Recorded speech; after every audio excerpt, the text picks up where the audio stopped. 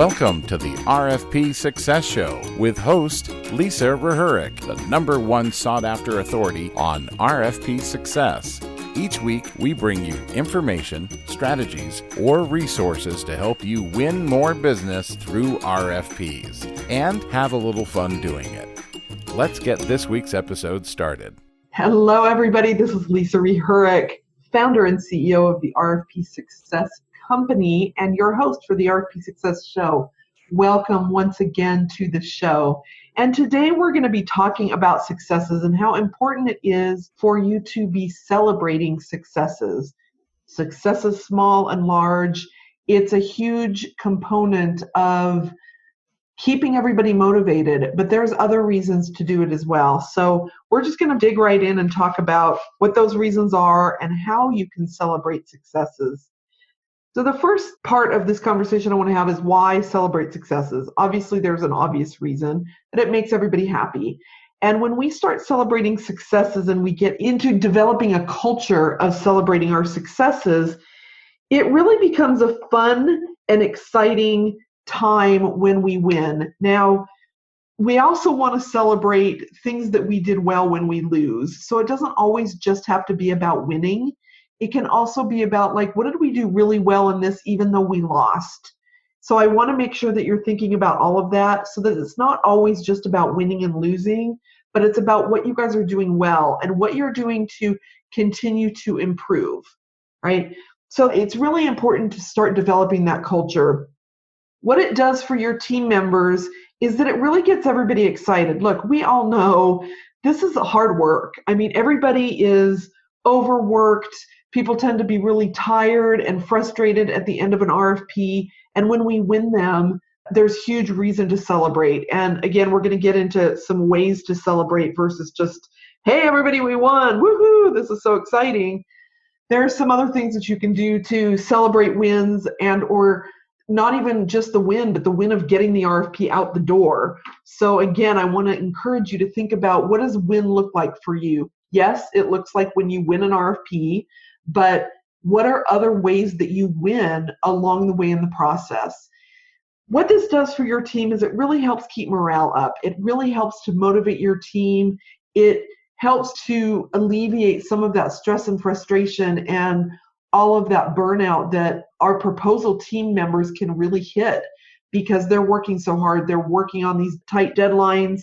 They are dealing with a lot of different personalities. They're dealing with people that are missing deadlines, all sorts of requirements. So it can get really frustrating for them. You want to be thinking about keeping them happy. The happier that you can keep them, the longer they'll be around, and that gives your overall team better chance of long-term success because you start building long-term viability with the people that are on your team. That's really, really important.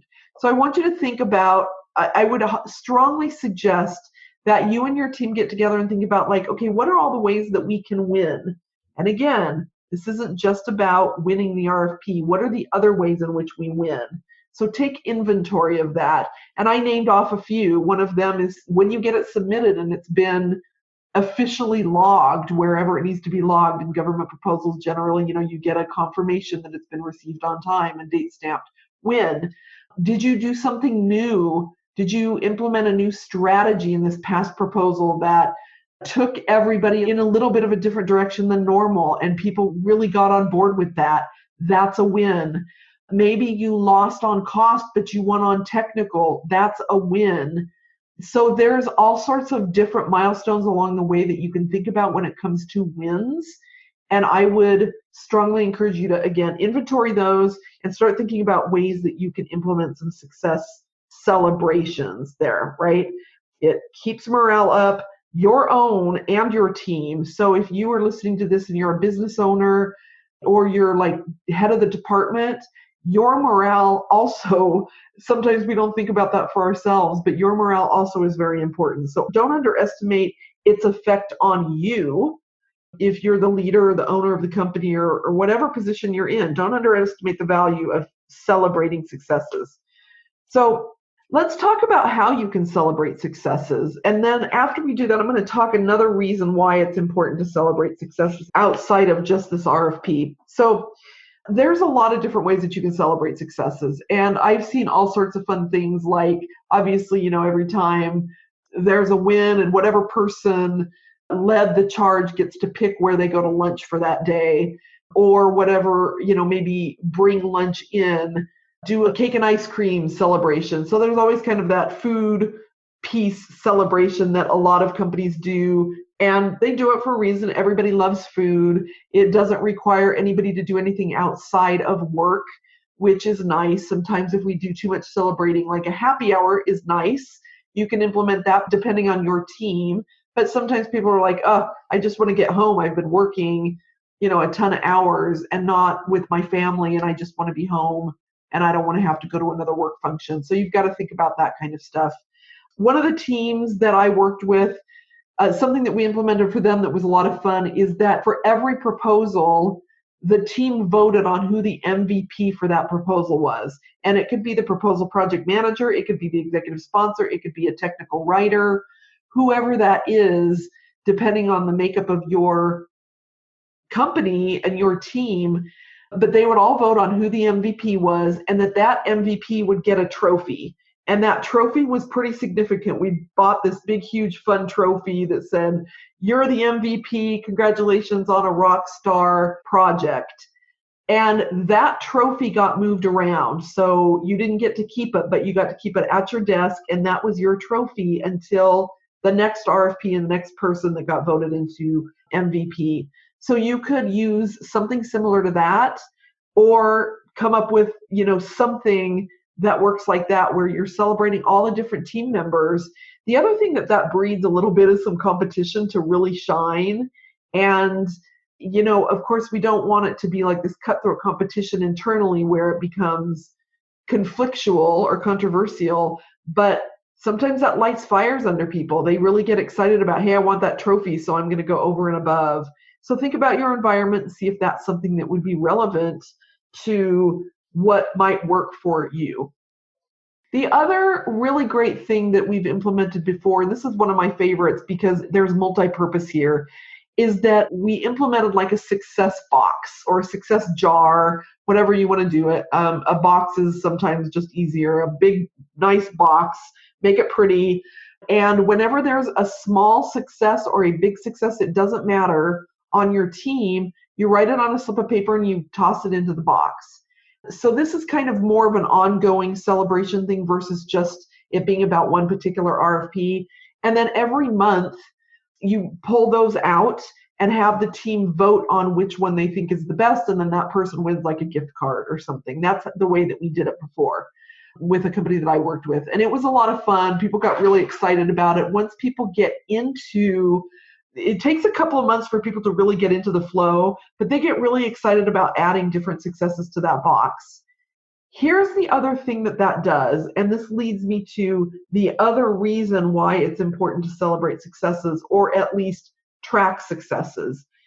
If you work in an industry where you're doing ongoing work, meaning you bid for a particular piece of business, you win it, you get a 1, 2, 3-year contract, and then it goes out for bid again, and you are the incumbent and you want to win that back. So if you're doing a lot of bidding on things that are repeatable, then this success box comes into play in that arena too, but you got to get some other people involved. So what that looks like is throughout the life of the contract, you've got a success box that every time something happy happens in the project itself, when you finally won the work, you put it on a strip of paper and you put it in the box. And it doesn't matter what it is. I just got off the phone with a client where they got this really great email from a really tough client. The client was the one person on the evaluation committee that did not want to hire them, scored them the lowest, and kind of voted against them. This person has been skeptical for about 9 months. And they just got this phenomenal email from this person saying, I really love working with you guys. You guys are so much fun. You really have our back. I just trust that you've got it all covered. So that went into the success box, just a printed out copy of that. It got put in the success box. So it's really easy to lose track of those little successes. 6 months down the road, people are going to forget that happened. 6 months down the road, when the client's ticked off about something, you're going to forget about all those little successes. And so it's really great to be able to go to the box.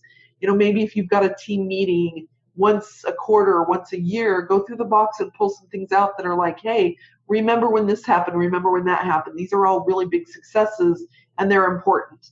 And then here's my favorite purpose for the success box, the part of it that is tracking successes once you win the project, is that when that bid comes up for renewal and you are having to put another RFP response together, you want to use some of those successes in your response. You want to remind them of how much they love you and how many things that they have recognized that you guys have done.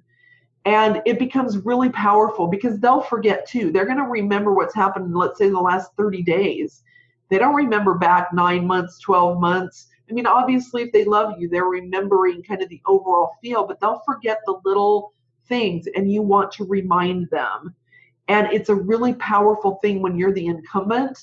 It drives me crazy, I got to tell you, when I'm reviewing an incumbent proposal and they don't have anything in there about the outcomes that they've helped their client see, or any of the successes, or any of the testimonials, anything like that. Most people don't include a lot of that stuff. And it's important because you want that business back and it's yours to lose.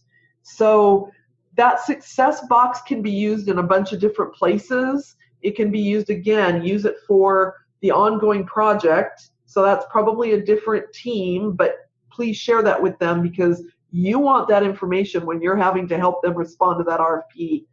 And then, of course, use it also during the life of responding to a particular proposal. And you can go back and read that at the end of it and remember some of the good things that happened, because at the end we tend to feel tired and frustrated and we forget the good things. So those are just a few ways that you can celebrate successes. It's really fun to surprise people with like a surprise ice cream social or surprise pizza for lunch or something maybe more healthy than that. Or again, kind of that one person MVP, and let the team vote on that and give a gift card or give a trophy or anything like that. Just kind of keeps things stirring and moving along instead of it being so intense all the time and deadline driven. You got to inject a little bit of fun. I have another client actually that does quarterly game days. This is for their client teams, but you could do something like that on the proposal team just outside of RFPs. A quick long lunch, maybe a 2-hour lunch where somebody brings in games and you bring in food and you do food and games. So I just want to encourage you to have fun. Make sure that you're doing things that are light and fun, where people can smile and laugh and just feel a little bit of reprieve from that stress that we feel as proposal managers. All right. I would love for you all to share your success celebrations with me. If you have not joined the RFP Success community on LinkedIn, that's a great place to do that. So just go to LinkedIn and search for the RFP Success community, ask to join. I will approve you, and then share your successes with us. It's a great opportunity for us to all share ideas and bring that back to our team so that we can make sure everybody's motivated, happy, and excited. All right, everybody, thanks for joining. As always, I appreciate you. This is Lisa Rehurek, the RFP Success Show, signing off until next week. You have been listening to the RFP Success Show with RFP expert Lisa Rehurek, author of the RFP Success book. If you haven't subscribed to the podcast yet, make sure you click the subscribe button so you don't miss a show. And thanks for spending time with us today.